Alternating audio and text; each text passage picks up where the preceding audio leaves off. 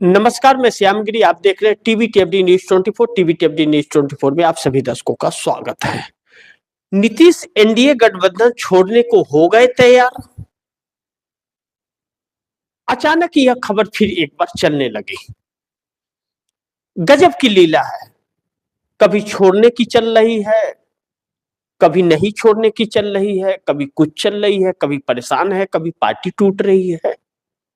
सवाल हजार है, लेकिन सॉल्यूशन, उसका समाधान एक भी नहीं मिला अभी तक।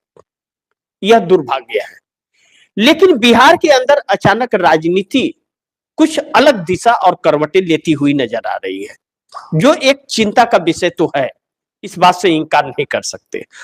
और नीतीश कुमार बिहार यात्रा में भी फिर एक बार निकलने वाले हैं, यह भी बात कही जा रही है। यह देखना बड़ी महत्वपूर्ण होगा उस यात्रा का मकसद क्या है। यानी कि बिहार में खेल अभी बहुत कुछ बाकी है। अब बिहार के अंदर नीतीश कुमार एनडीए गठबंधन अगर छोड़ने को तैयार हो गए हैं, तो लाजमी है कि विपक्ष के साथ मिलकर के सरकार चलाएंगे। शायद इसीलिए तेजस्वी यादव से मिलने भी आरजेडी दफ्तर गए हुए थे। नीतीश कुमार स्वयं गए थे, लेकिन तेजस्वी यादव विदेश दौरे पे थे। इतना तो पता होगा ही। तो गए क्यों थे?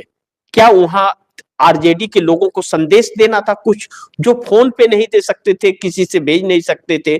स्वयं हाव भाव देखने गए। कुछ तो सच्चाई है। लेकिन अब बिहार के अंदर यह बात कही जा रही है कि दही चूड़ा का दिन जो 14 जनवरी होता है, 14 जनवरी के बाद नीतीश कुमार अपना कार्यक्रम शुरू कर देंगे। और सम्राट चौधरी जो डिप्टी सीएम हैं भारतीय जनता पार्टी के कोटे से, और गृह मंत्रालय उनके पास है, सम्राट चौधरी को दरकिनार करते हुए नीतीश कुमार नजर आ रहे हैं। यानी कि कोई सम्मान नहीं दे रहे हैं, कहीं पीछे वो इसे खड़ा कर दे रहे हैं, खड़ा हो जाओ भैया लाइन में।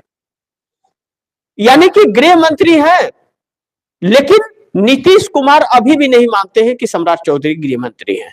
यानी कि भारतीय जनता पार्टी से कहीं ना कहीं मनमुटाव अब नीतीश कुमार का ज्यादा बढ़ गया है।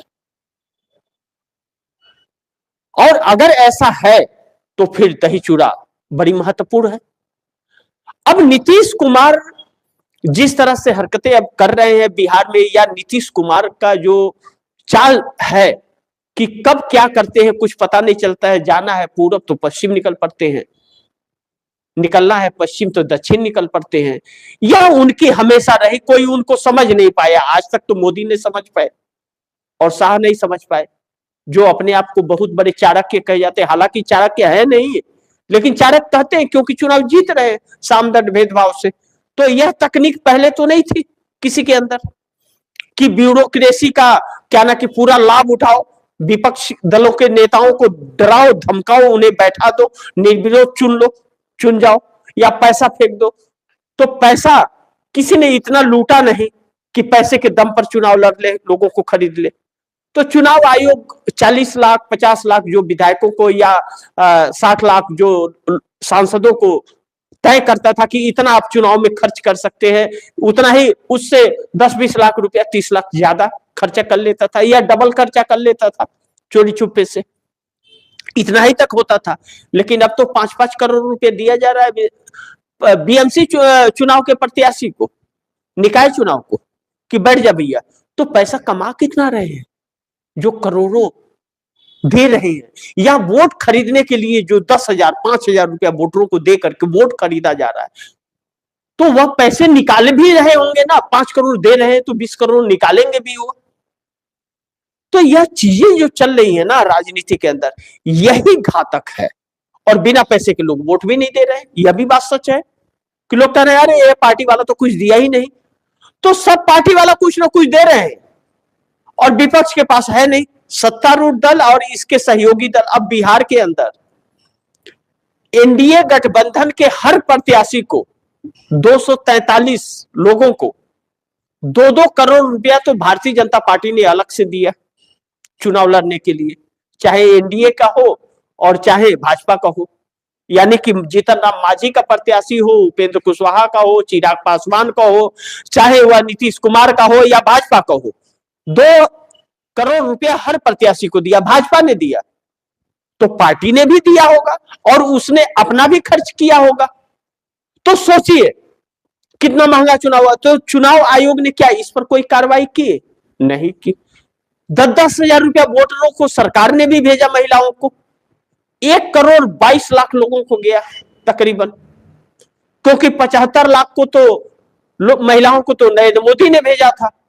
वह बिहार का ही पैसा था, वर्ल्ड बैंक से कर्ज लिया गया था, तो भेजा था, मोदी ने भेज दिया, बिहार को दिया ही नहीं। और फिर बिहार सरकार से नीतीश कुमार ने 40-45 लाख लोगों को भेज दिया, तो हो गया। अब ऐसे में तब चुनाव जीतने के लिए अधिकारियों का भी सहारा लेना पड़ रहा है, चुनाव आयोग का सहारा लेना पड़ रहा है। तो सोचिए कि जनता इन्हें वोट दे रही है क्या? और ये जीतने के बाद जब इतना पैसा कोई खर्च कर रहा है तो वह जनता के लिए काम तो बिल्कुल नहीं करेगा। भैया तुझे जो दिया हूं वह तो हमें वसूलना ही पड़ेगा। अब ऐसे में बिहार के अंदर नीतीश कुमार की मजबूरी यह हो गई कि उनकी पार्टी को तोड़ने का प्रयास किया जा रहा है और लगातार यह प्रयास जारी है। और नीतीश कुमार सहज नहीं है। अब यह 5 साल का कार्यकाल अगर पूरा करना है तो भाजपा के साथ सहज नहीं है, क्योंकि भाजपा बार बार उन्हें हटा करके अपना सीएम बनाने का प्रयास करेगी और यह सम्राट चौधरी को बनाना चाहती है या बाकी किसी को, वही पर्ची वाले मुख्यमंत्री जैसे राजस्थान के हैं, जैसे उत्तराखंड के धामी हैं, पूरी जनता को सड़क पर ला करके खड़ा कर दिया है, जैसे मध्य प्रदेश के मोहन यादव हैं, अब शिविर का पानी भी लोगों को पिलाने लगे हैं, गंदे पानी, जैसे गुजरात है, कोई प्रधान मुख्यमंत्री का नाम नहीं जानता और ना तो उस नेता को कोई जानता है, उसको सीएम बना दिया। वैसे ही बिहार में बनाना चाहते हैं, जो रिमोट कंट्रोल से, दिल्ली से कंट्रोल हो जाए। ऐसे में नीतीश कुमार का कदम लाजमी है कि नीतीश कुमार 5 साल अमन चैन से सरकार चलाना चाहते हैं और नीतीश कुमार भारतीय जनता पार्टी के साथ चला नहीं सकते। ऐसे में नीतीश एनडीए गठबंधन छोड़ने को तैयार होते हुए नजर आ रहे हैं। जो दही चूड़ा के बाद कहा जा रहा है कि 14 जनवरी को खरवास खत्म होगा तो यह खरमंडल शुरू होगा। बाकी प्लानिंग तैयार हो चुकी है कहा जा रहा है। देखना महत्वपूर्ण होगा उस दिन क्या होता है। लेकिन अगर एनडीए गठबंधन टूट गया, एनडीए गठबंधन टूट गया, बिहार में छोड़ेंगे, अगर नीतीश मोदी का साथ बिहार में छोड़ देते हैं, एनडीए गठबंधन टूट गया, तो क्या नरेंद्र मोदी की सरकार दिल्ली में कायम रहेगी? फिलहाल अगर नीतीश कुमार समर्थन वापस ले लेते, भाई अगर विपक्ष के साथ सरकार बनाएंगे तो समर्थन वापसी ही हो गया, वो तो लेना ही लेना है, तो फिर उसमें कोई दो राय है ही नहीं, तभी तो अलग होकर के बने। ऐसा नहीं होगा कि बिहार में भारतीय जनता पार्टी से अलग होकर के सरकार बना ले और दिल्ली में भाजपा के साथ रहे, यह संभव नहीं है। तब तो यह दुमुहा सांप वाली बात हो जाएगी, लोग सवालों के जवाब भी नहीं दे पाएंगे। अब ऐसे में नीतीश कुमार के छोड़ने से मोदी सरकार नहीं जाएगी, लेकिन चंद्रबाबू नायडू ने अगर टांग अड़ा दिया तो दिक्कत आ जाएगी। अब चंद्रबाबू नायडू, नीतीश कुमार तो 14 जनवरी खरवास तक ही बात कहा जा रहा है कि खरवास के बाद में वह शुरू करेंगे, तो जब तक वह शुरू और खरमंडल करते हैं तब तक चंद्रबाबू नायडू को दिया हुआ वक्त भी पूरा हो जाएगा नरेंद्र मोदी का। चंद्रबाबू नायडू ने 1 फरवरी का वक्त दिया है और उस वक्त तक 1,50,000 करोड़ रुपए की डिमांड भी कर दी है। अब चंद्रबाबू नायडू को भी तो यह नहीं दे रहे हैं, तो चंद्रबाबू नायडू की मजबूरी बन जाती है कि नरेंद्र मोदी से साथ छोड़ा लेना। यानी कि चंद्रबाबू नायडू भी अगर समर्थन वापस ले लिए तो नरेंद्र मोदी की सरकार गिर जाएगी, क्योंकि इस वक्त जो सिचुएशन और परिस्थितियां बन रही है, उद्धव ठाकरे और शरद पवार मोदी के साथ नहीं आएंगे, इस सिचुएशन में तो नहीं आएंगे। तो ऐसे में अगर इंडिया गठबंधन एक नहीं होगा और नीतीश और नायडू दोनों अगर हट जा रहे हैं एनडीए गठबंधन से, एनडीए गठबंधन टूट जाता है, तो देश मध्यवर्ती चुनाव में जाएगा फिर, या फिर राष्ट्रपति शासन लग जाएगा, 6 महीने बाद चुनाव होगा। तो ऐसे सिचुएशन में 10 राज्यों का चुनाव एक साथ हो सकता है, यह भी समझ लीजिएगा, क्योंकि 2026 में 5 राज्यों का चुनाव है और 2027 में भी 5 राज्यों का चुनाव है।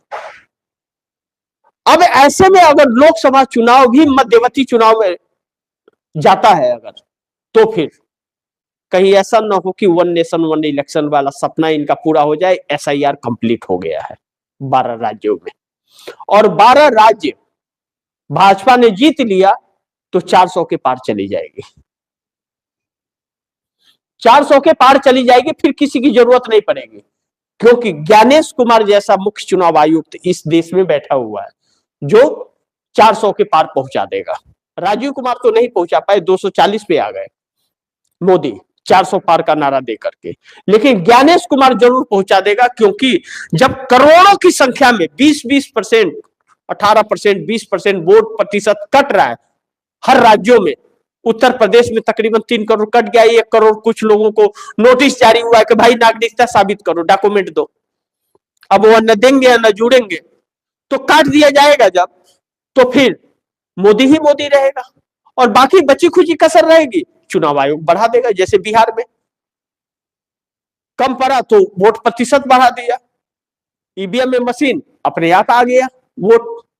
तो यह परिस्थितियां जो बन रही है ना, वह देश को बड़ी चौंकाने वाली, बहुत संकट का पल है यह।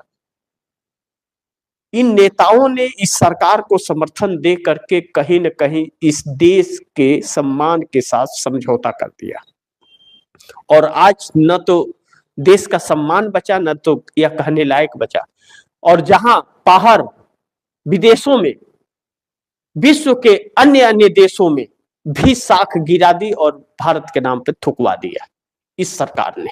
ऐसी सरकार सत्ता की भूखी फिर भी सत्ता में कायम रहना चाहती है। तो फैसला कीजिए, जरा सोचिए विचारिए, आप लोग भी, जरूरी है, आप ही इस देश के नागरिक हैं, फैसला देश के ऊपर है, देश के नागरिकों के ऊपर है, कोई और तो कुछ नहीं कर सकता। लेकिन यह सरकार जितने दिन है, यह देश कहीं ना कहीं संकट में है, इससे इनकार नहीं कर सकते, क्योंकि सरकारें कोई बुरी नहीं होती, लेकिन इस सरकार की चाल चरित्र चेहरे जो है, रवैया जो है, इस देश के लिए तो तानाशाही वाली है, लेकिन अमेरिका के सामने प्लीज सर करने लगते मोदी, डरपोक वाली स्थिति आ जाती, मुंह में दही जम जाता, कुछ बोल ही नहीं पाते हैं बेचारे। तो सोचिए कैसे हाथ में यह देश चला गया है। तो बाकी आप दर्शकों की क्या राय है, क्या सुझाव है, कमेंट बॉक्स में दीजिएगा। इस खबर को ज्यादा से ज्यादा शेयर कीजिएगा, अपने दोस्तों को भी कहिएगा आगे शेयर करें। आपने अगर चैनल को सब्सक्राइब नहीं किया, चैनल को सब्सक्राइब कर लीजिएगा। TVTFD न्यूज 24 को जरूर सब्सक्राइब कीजिए, अपने दोस्तों से भी कराइए, यह गुजारिश है, और खबर को ज्यादा से ज्यादा शेयर कीजिए। मिलते हैं अगली खबर के साथ, तब तक के लिए नमस्कार।